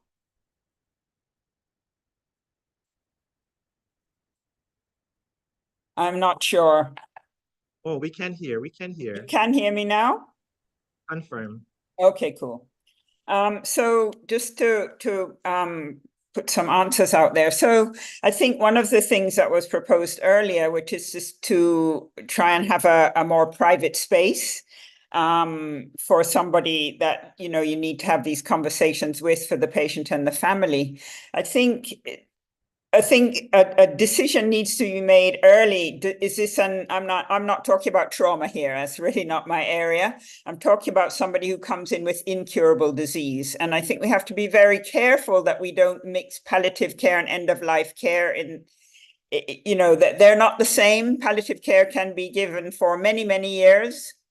End-of-life care is something you think about maybe in the last few weeks or month or so of life. So we should not conflate palliative care and end-of-life care. So I really want to make that point because it felt like that was happening a little bit in the discussion. I think we also have to be careful that we don't conflate incurable illness with terminal illness. I have patients with incurable cancer who have been alive for 10 years. They're not terminally ill. So again, terminally ill might be looking at the last 2 or 3 or 4 weeks of life. So I think just to get those things clear. So if a patient comes in who is clearly needing end-of-life care, not palliative care, which should have been instituted long before, and who appears to be terminally ill, then, you know, that triage should be done. And then, you know, definitely a strategy would be having a more quiet place to have discussions as to how to move forward with the patient's care. But I also think it's one of the most important things is education, which again was alluded to, I think, by one of the earlier speakers, is that people need training. You know, this doesn't just pop out of the sky. People need training very much in communication skills. And I think of the 2 things that could be instituted quickly, as it were, one would be having a more private space to have difficult discussions, and training in communication skills would be very, very important.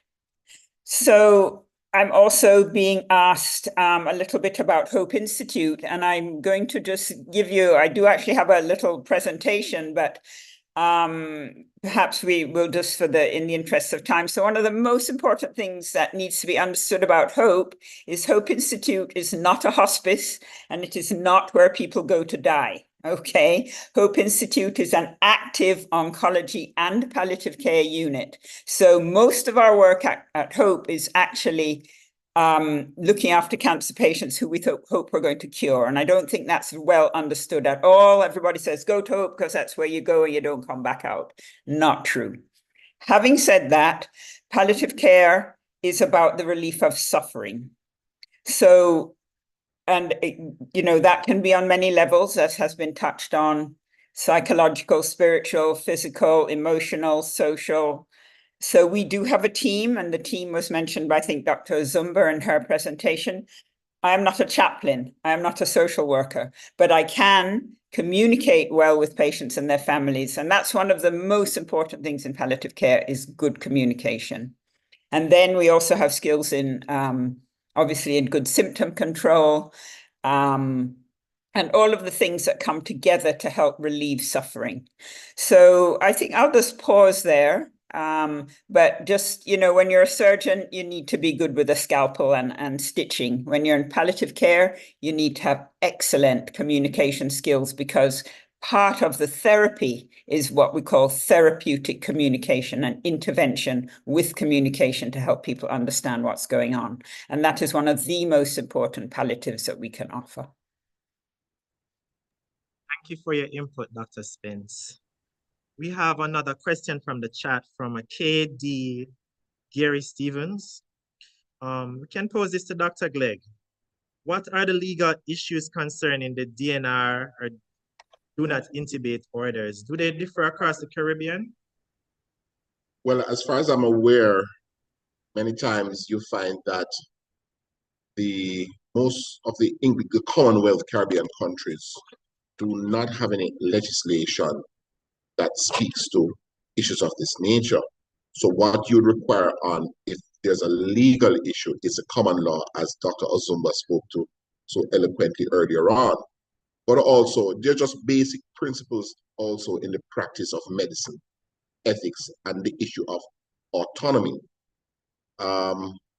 Therefore, what I think is lacking, and is very necessary, and I think the different medical associations in the different Caribbean islands need to do, is to get their governments to pass legislations like Cayman has, though Cayman is a British protectorate, and other first world countries. This is something that is very, very necessary, and we need to head there very soon.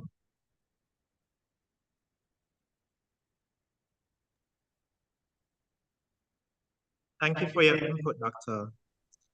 Glegg. For Dr. Ozumba, another question here from Reggie King. Is the ED the right time and place for instituting DNR orders?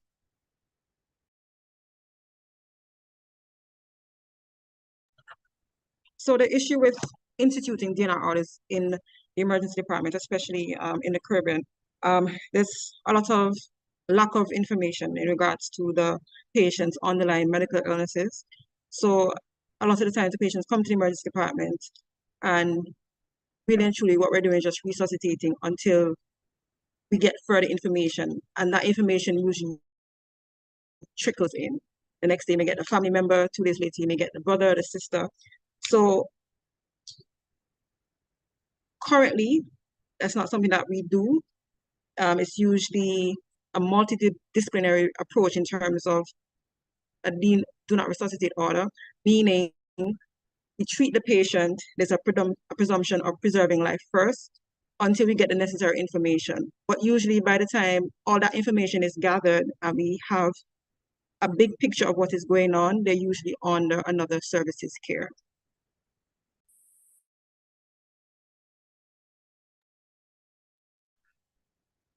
Thank you, Dr. Ozumba. Further questions have here. Dr. Gordon, let me highlight.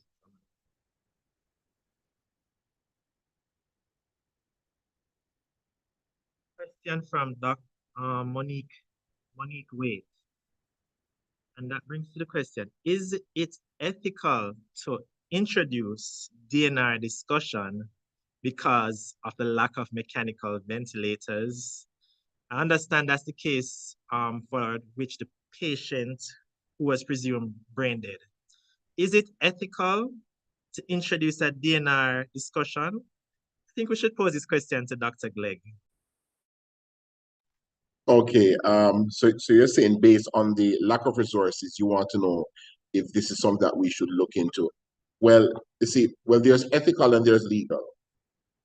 From a legal point of view, you have a duty of care to your patient. Not only do you have a duty of care, but what the law speaks to is that you should care for this patient with a certain standard. All right? So therefore, from a legal point of view, you not having a certain piece of equipment, and I know there are certain circumstances, for instance, from my experience years ago, I would work at a hospital outside of Kingston, and then you'd call around, you have a patient who needs to be intubated, and there are no ICU beds available. Ethically speaking, it's a difficult issue. What you have to do is just to be realistic with the patient, be practical, and be honest, including just laying out the situation to the patient to say what we can do, what we cannot do.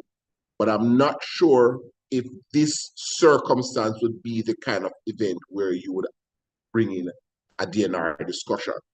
I don't think that would be appropriate.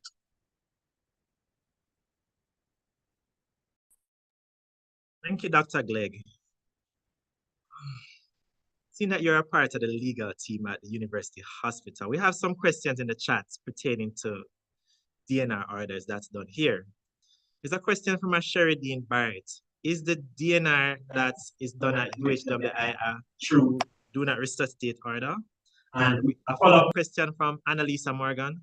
Does the UWI have a template or form which sets out DNR discussion points and consent, and how many witnesses are actually required? Not aware of any actual DNR form here at the University Hospital. As far as witnesses are concerned, I would say that you need, for something as serious as this, I would say, my advice is always have a doctor present, have a senior resident present for the purpose of training. You should have a nurse present and a relative present, especially if you're going to have a discussion, say a patient who is on the ventilator and the family is saying, do not resuscitate my father. I always ask for that discussion to involve consultant, senior resident, nurse, the relative, and ideally another family member or a family representative, such as a pastor or somebody who the family trusts. The more witnesses you have to this thing, the better. I'm going to say this, and it might sound very bad, but I've been to court many times, and I'll tell you, people will go to court and lie. They will go to court and say they did not understand what the doctor said to them. All right? So the UWI does not have a specific form, but as far as the DNR is concerned, especially one that is gained from a patient who is in hospital and is not speaking or is unconscious, I've outlined a certain approach to this.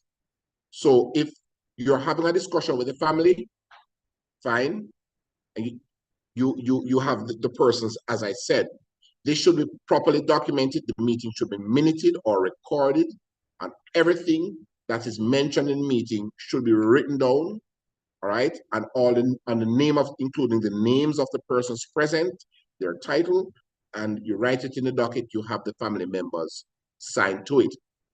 The other situation that we encounter sometimes here at the University Hospital is that the patient might be in ICU or the patient might have an MI and getting inotropes, and the relatives say, listen, I don't want you to actively treat my parent anymore. One of the things I demand in a case like that, since we don't have any legal thing, what I demand from a legal point of view and my experience in court and dealing with cases like this is, if they're going to come and say, I need a letter, right, written by the family, signed by at least 2 family members, and also signed by a justice of the peace. What I want is a foolproof letter with no holes in it, because of my experience, I know that we've been burnt in the past in cases like this. So the more witnesses, the better. And I want a justice of the peace involved if they're going to bring a letter to say, do not resuscitate my family member. There's another question about the time of the DNR orders. I'm not quite sure where that came from. All right. What the law says is that there may be certain intervening circumstances when a DNR order is done, especially if this is done in a patient anticipating coming to hospital. Now, suppose a person, when they wrote the DNR, they did not know of a new technology, all right? And something has occurred, then there might be a change in the circumstance. In the situation, in a patient who is in hospital, on the ventilator, right, or is being bagged, and the relatives say, don't resuscitate. A suspect, what happened that there may be some of our clinicians who were trained maybe in the USA or other countries, and those hospitals or those states that they trained in had certain laws, or their institutions had certain policies that say, for instance, I hear people say, oh, the DNR must be done over every 3 days. The answer to the question is, it depends. Because if the person's condition has remained the same for 10 days or 12 days, I do not see why you need to change it every 3 days. Now, suppose the situation changes after 24 hours. Are you going to wait for 3 days to change it? You may need to change it after 24 hours. So the answer is, I do not like to hold hard and fast rules as far as the time is concerned and the DNR, because the answer to the question is, it depends. And just to answer one more quick question about verbal DNRs, listen, because of my experience in the court and relatives go to court and lie, everything of such a serious nature must be reduced to writing, full documentation, all the details, all the questions, all the answers, all right? It must be reduced to writing, because if it's not documented, the court is going to say it did not happen.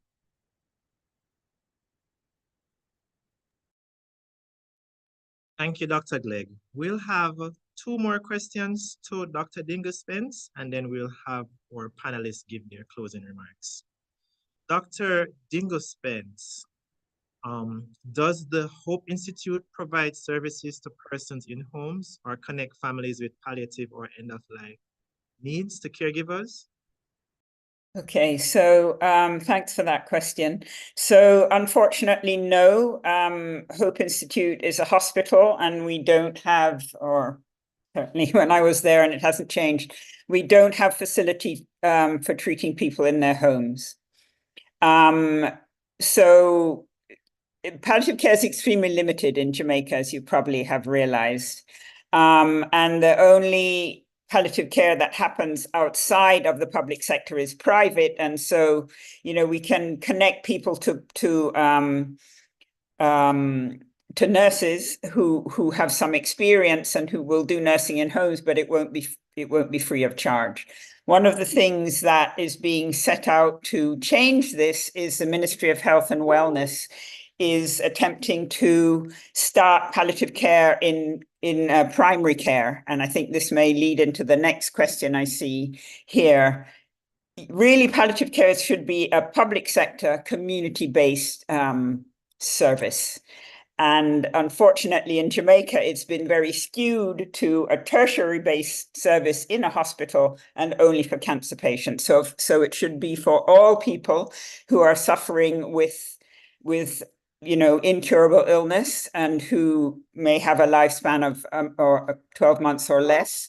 And ideally, you know, and this is one of the things that I would love to see is that little old lady with her cancer, I mean, that wasn't her main problem, but those people should never get to the emergency room. They should be cared for in the community by trained palliative care generalists. Palliative care, you don't need to be a specialist, you need to be a good generalist. And I'm very happy to see that that's where the government is trying to go. I know they're trying to set up a primary care, palliative care and primary care based out of in the new primary healthcare reform that they're setting up. So I would be delighted to see how that unfolds. And so people with end-stage heart failure, end-stage malignant disease, and so on should never even get to the ED. They should be cared for at their home by trained caregivers, and that would be ideal. So that's my response. Thank you. Thank you, Dr. Spence. We'll now have our panelists give a 5-minute feedback, your closing remarks. In the interest of time, guys, we'll compile your questions and we'll try our best to get them answered to you guys at the end of the presentation. Sometime when you guys will be receiving your CMEs. Okay, we'll start with Dr.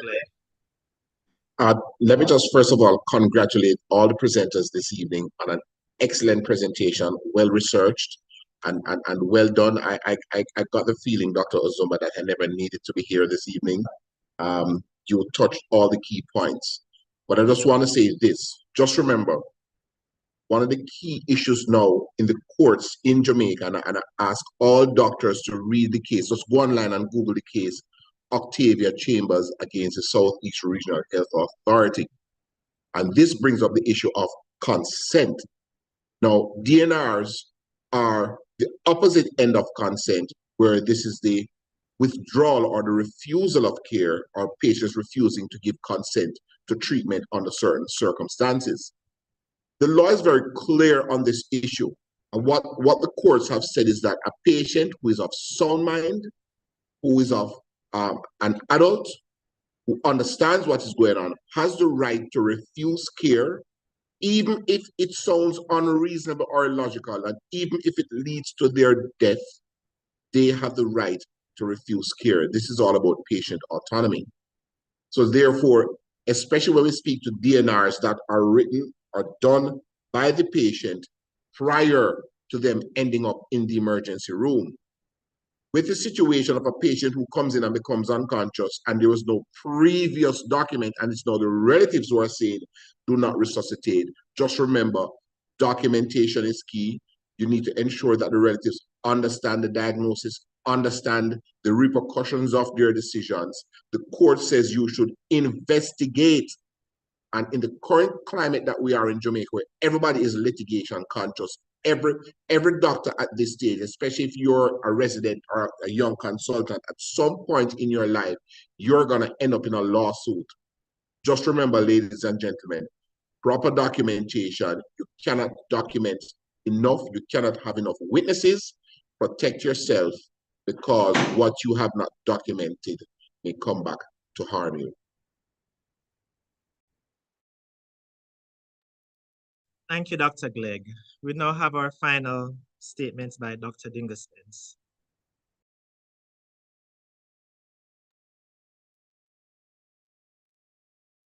Just a correction. My name is actually just Dr. Spence. Dingle's my Christian name, but a lot of people think it's a double-barreled name. Anyway, the first thing I'd like to do is to really congratulate this team on even thinking about palliative care and end-of-life care and how to approach it in the emergency room, because there's many places where that doesn't really, feature. So I'm really glad to hear that. I think that it's very important always to have what we call a goals of care discussion. What are we trying to do for mom who may have, let's say, stage 4 pancreatic cancer, who's in a lot of pain? Why did you bring her to the emergency room? We brought her to the emergency room because she's in severe pain. Okay, can we relieve that suffering right there in the emergency room with appropriate analgesia, and then have a conversation about where do we go from here? Do we need to admit her to stabilize her, or can we refer her back to her family doctor, to her oncologist, and so on? So I think the goals of care needs to be just, what are we doing? I've seen many people with stage 4 cancer being admitted to internal medicine, then they have an NG tube, an IV line, and many inappropriate interventions. So I think that it's important to have a perspective of what are we trying to do for this patient in terms of relieving their suffering, which is basically what palliative care is, and can that be done here? Can we start that in the ED? And then where would they go from there? I've kind of said my piece about, thinking about palliative care versus end-of-life care and so on. So, as a quick fix, just to say there is a diploma in palliative care and pain management going to be launched out of the Department of Anesthetics, we hope in September this year. And in the absence of anybody doing that, there are places where you can, even online, learn good communication skills. I can't emphasize that enough. And good communication skills may be actually saying to the relative, your family member has died, but there's a way of doing that that is respectful, dignified, you take your time and so on. So I think I will just leave the discussion today by encouraging people to upgrade their communication skills and to continually be aware of, who is a palliative care patient? Is it palliative care or is it really end-of-life care? It is a continuum. And to always bear in mind when you're approaching a patient and family to find out what are the goals of care that we can achieve in the emergency room, and then where would the person go from there. So I'll stop there, and thank you very much for having me this evening. Thank you so much, Dr. Dingle Spence. We're wrapping up our program here, and we'll now have our vote of thanks by Dr. Michelle Gordon. Hello. So on behalf of the organizing team, presenters, or supervisors, I'd like to express our heartfelt gratitude to our respected or distinguished guest speakers, panelists, Dr. Spence and Dr. Glegg, for not only sparing your time to come here to our grand rounds presentation, but also for providing us with all this information, for enlightening us with your commendable wealth of knowledge on both end-of-life care and palliative medicine, especially as it relates to treatment in the emergency department. We also would like to especially thank Dr. Glegg for his input in terms of the legal implications and the processes that we would need to go through as we address this topic. We'd like to thank the Medical Council of Jamaica, who was charged with granting us CME credits for this grand rounds presentation. To our faculty members, to Dr. Romaine Edwards, Dr. Rhonda Hudson, and others, we express our deepest gratitude for your guidance, for your encouragement throughout this entire planning and implementation process. We know it wasn't easy, but we're appreciative. To Dr. Sujay Gore, to Ms. Lois Ann Samuels, who worked with us in terms of ensuring smooth running of the online session, helping us with the links. We also would like to express our gratitude to you. And finally, I would like to thank everyone who registered, everyone who attended, those who asked questions, those who participated. We hope the session was informative, and we hope it will assist you going forward in terms of your considerations for practice. We would like to let you know that the CME credits will be awarded, and it will be done on the basis of registration, attendance, and completion of the pre-test and post-test for this session. We'll work to have your CME certificates provided in the coming days, and they'll be sent to the email addresses that you've provided during your registration. So we would like you to ensure that those addresses are up to date and correct. I'll hand over to Dr. Williamson again, just to close us off. In closing, we live in a country where advanced directives aren't really commonplace. As Dr. Edwards posted in the chat, if one mention an advanced directive, it means you're calling down debt. Let this not be the case. In our setting in Jamaica, like other Caribbean countries, most persons do not have a medical advanced directive or any idea how they would like to spend their end-of-life care. I'm sure this is not unique to Jamaica and across the Caribbean. It's also across the entire world.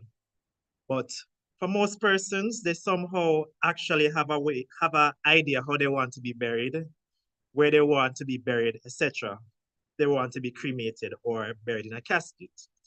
But as we go forth on this day, let us initiate the conversation with our relatives and to patients that we encounter on how they would like to spend their end-of-life moments.